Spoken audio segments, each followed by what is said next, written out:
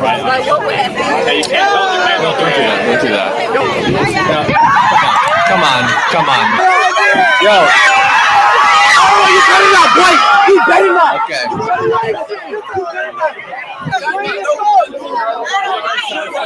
Bring the sign back.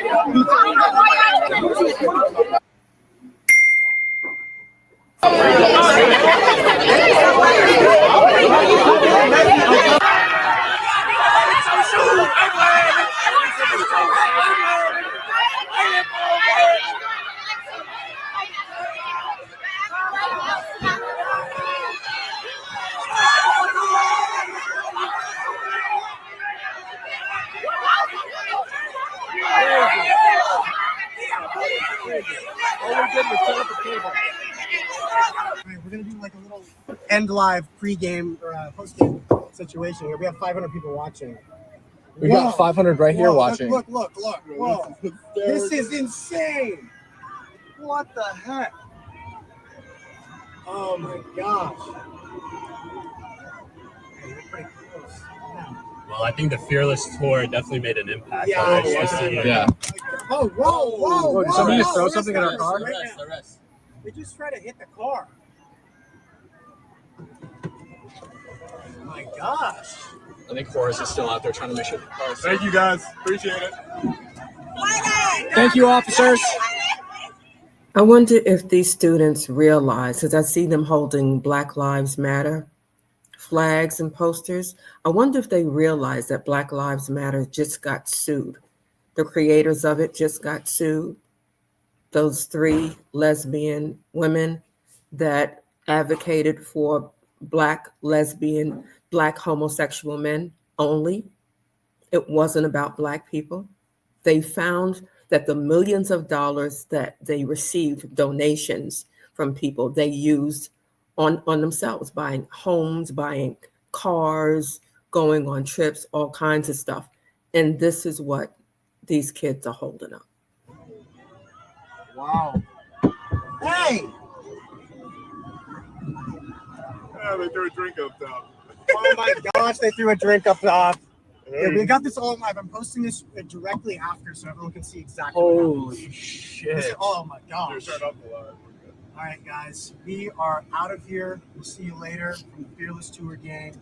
Are they gonna block me in here now? I think that might be what they're trying to do.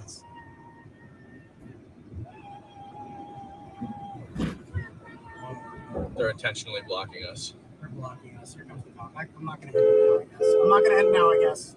We've got more stuff. They're hitting the car. I thought they wanted us to leave. They're hitting the car. We're trying to leave, and they're telling us to leave, and they don't want us to leave, I guess. Hey. They are still hitting the car. That's okay. You're gonna... How was to see you in person? Look, they're intentionally blocking us. They want us to leave, but they don't want us to leave. It's like the biggest conundrum of all time. They're still hitting the car. This is wild.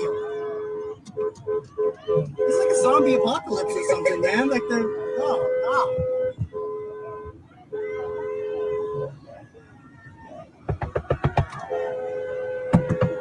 still hitting the car.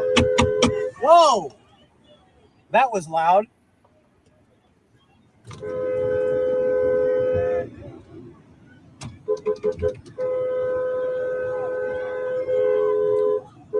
She's gonna do this though. All right, so just going to give y'all a little bit of context of what's happening here. A few young men went up to Tennessee State University, which is an HBCU, historically Black college university. And they wanted to set up a table and do the whole Steven Crowder thing, the Charlie Kirk thing, where we're going to have conversations with you about politics. And here's your opportunity to clear up, or for us to clear up whatever you don't understand, or for you to clear up whatever we don't understand. Either way, we would like to have a discourse between ourselves and you. How do y'all feel about it? Well, it never got to that point because the young people, well, we already got adults that don't understand. So just imagine children whose parents, all they do is just complain, and they damn sure don't even understand how politics go in this country. So they're probably just going off of what their parents say. and what their parents complain about all the time. My thing is this. Shout out to the kudos to the guys that set up the table. I think that was dope that they even went. I think it was ballsy for them to go set up a table with their MAGA hats on and just get ready to have some conversations. But things didn't go the way that they wanted because they're dealing with young children, young adults who don't know a damn thing about life or politics, but they're locked in with their side. You can call it propaganda, call it whatever you want, but they missed the great opportunity. The whole point of them going to that school, well, it probably was to stir up something or to make some content go viral or whatever, but it could have potentially been to really have conversations. I clearly represent a side that you don't represent. You guys are up here with your Black Lives Matter signs. Cool. Let's talk about it. You guys are up here feeling some type of way about the current political climate. Cool. Let's talk about it. He's talking about these young men with the MAGA hats, right? And, the left, a lot of the Democrats, they hate MAGA, anything with MAGA on it, MAGA, MAGA, MAGA. They don't want to hear it. A lot of them are lifelong Democrats. Their parents, their grandparents, their great-grandparents were Democrats. Actually, my grandfather was a Democrat. He was actually part of a culture in Harlem. He was actually the richest man in Harlem at the time. He owned all of the gas stations on 145th Street, Harlem, New York, I'm talking about. And he did a lot of fundraising for the Democratic Party. But the Democratic Party was different then, I can only imagine my grandfather rolling around in his grave, thinking about what the Democrat Party has become today. And a lot of times these children, they listen to their parents just complain and degrade any other opinion but their own and but their party. And a lot of times they really don't know what their party stands for or what they're doing or what the other party actually stands for or the history of the party. Republicans were known many years ago for fighting to free slaves. And incidentally, there were more than Black slaves. The first slaves that entered the country were Chinese. No, they were Irish. They were Irish, then they were Chinese, and then it was the Black people. The reason why they wanted the Black people and they used the Black people so much in slavery is because they found the Chinese to be kind of weak. For them, their back broke. They didn't work. They didn't have the stamina to work because they looked at all of them as property. So a lot of these kids they're listening to their parents. They really don't know what's going on. And if you look at the analogy of MAGA, what it actually stands for, it's Make America Great Again. Who wouldn't want to make America great? Who wouldn't want to bring back jobs here? Who would not want a country that is self-sufficient, that doesn't have to depend on China, doesn't have to have their car imported, their oil, their food from China? Who wouldn't want that? But if you listen to the media, which incidentally is owned by pharma and a few billionaires, globalist billionaires, they'll tell you that, Trump, he's a fascist, he's all these other things, and he hates Black people. And here it is, these kids are protesting, they're haggling these young men with MAGA hats that are trying to do a Charlie Kirk, right? Sit there and have conversation, have dialogue. That's what colleges and universities usually do. And they're doing this at the same time that President Trump is redirecting $500 million worth of federal funding to historically Black college and universities. You can't make this stuff up. Well, let's continue. probably don't want to discuss God and how I feel about the Lord and how it lends itself to how things are happening in this country, cool. Let's talk about it. Most of the people at that HBCU probably felt great or celebrated Charlie Kirk dying in the fashion that he did. You know what? Let's talk about it. When we just react that violently and we're running people off and we're not even giving them an opportunity, we don't get anywhere. These children probably feel like, yes, we did an amazing thing. They tried to come up here. I bet they won't try it again. No, they won't try it again. But you're the one that's missing out, dumbasses. And that's just my humble opinion. I'm speaking from the point of view of a father of young adults.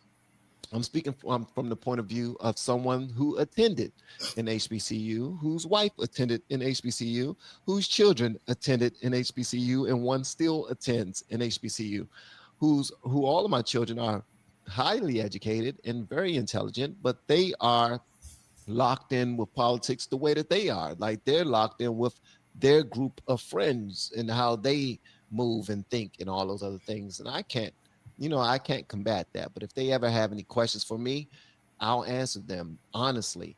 And sometimes when they don't have any questions, I will introduce political conversations to them, knowing that it's not going to go the way that I want. But it's not really about going the way that I want. It's about educating. It's about informing. It's about making sure that we are locked in and we all understand that is a lot more than what they're trying to make it out to be. It's not about race. It's not about white versus black. It's not about right versus left. It's about knowing what's going on around this country and you making decisions based off of your own knowledge, your own understanding, your own research, rather than the propaganda that's being pushed from certain platforms or the agenda that's set by certain groups, and you just so happen to be someone that they want to manipulate and use in that, right?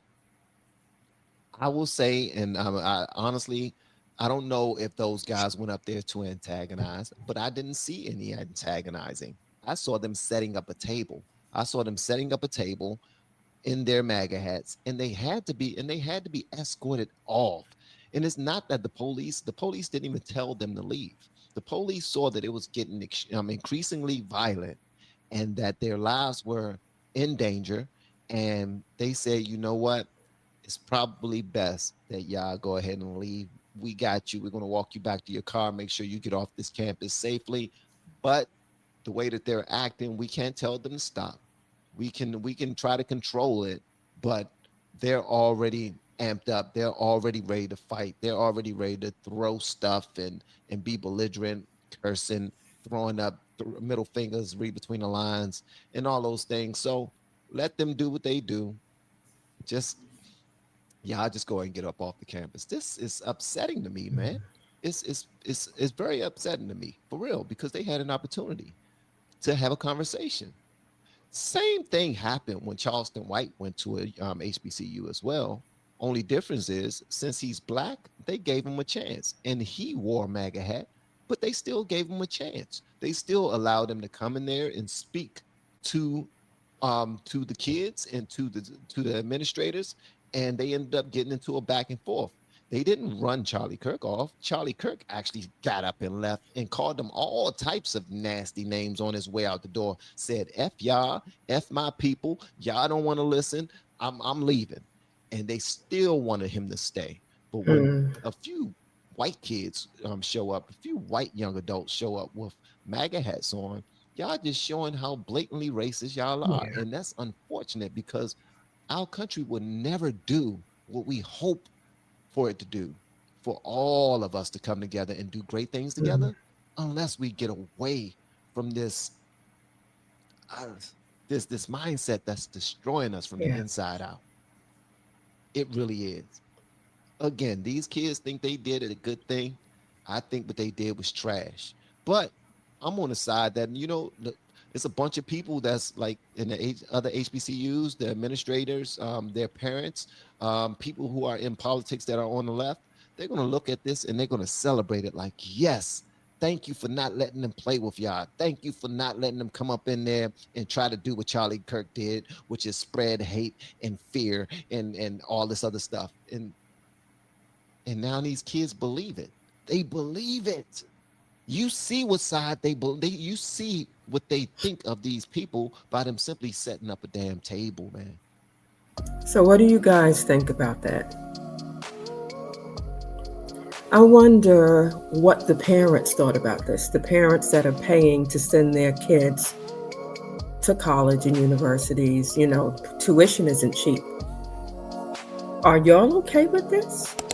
Anyone watching this that has a child at an HBCU, if they were to act like this, if they were to behave like this, would you be proud of them?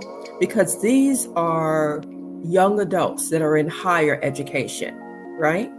So they're supposed to be the elite of society. And if they're acting like this while they're in school and they're learning a trade, who will they be when they get on their jobs and their professions and their occupations? Will they be like the nurse that was caught on TikTok claiming that when white people come, she makes sure that they're unalived, that they don't leave the hospital? Will they be like, I don't know, some of these other people that walking around and abuse kids in school because they're not the same color? This is an earth suit, guys. Once this earth suit fades, it's only the soul and the spirit that are left, and there's no color to them. So we really need to get it together.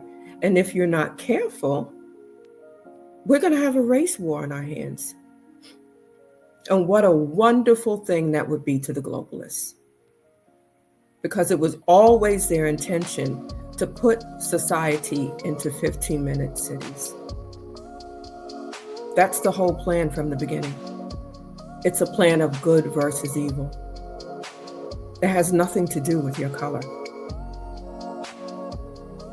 And you need to wise up. Do your research. Don't just take it from me. When I told you about the HBCUs, I'm talking about MAGA, even this thing about Charlie Kirk saying racist stuff. You know, I have friends that have sent me stuff on Facebook, these quotes, right? These are the quotes of Charlie Kirk.